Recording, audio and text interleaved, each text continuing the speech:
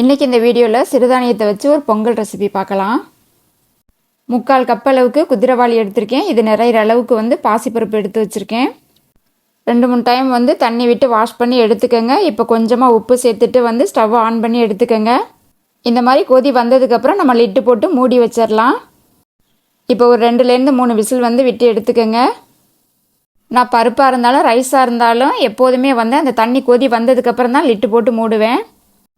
இப்போ ஓப்பன் பண்ணி ஒரு கிளறி விட்டுட்டு இது கூட ரா மில்க் கொஞ்சமாக சேர்த்துக்கோங்க. இந்த மாதிரி சேர்க்கும்போது ரொம்ப டேஸ்டியாக இருக்கும். பசங்க ரொம்ப விரும்பி சாப்பிடுவாங்க. எல்லாமே ஈவனாக மிக்ஸ் ஆகிற மாதிரி நல்லா கலந்து விட்டுக்கோங்க. இப்போ இதுக்கு சின்னதாக ஒரு தாளிப்பு கொடுத்துடலாம். பொங்கலுக்கு எப்போதுமே நெய் கொஞ்சம் தாராளமாக சேர்த்துக்கோங்க. அப்போ தான் டேஸ்ட்டாக இருக்கும். நெய் சூடானது மிளகு, ஜீரகம், கொஞ்சம் முந்திரி பருப்பு, கருவேப்பிலை போட்டு நான் தாளித்து எடுத்துக்கிறேன். வீடியோ பிடிச்சிருந்தா வீடியோக்கு ஒரு லைக் கொடுங்க. தேங்க்ஸ் ஃபார் வாட்சிங்.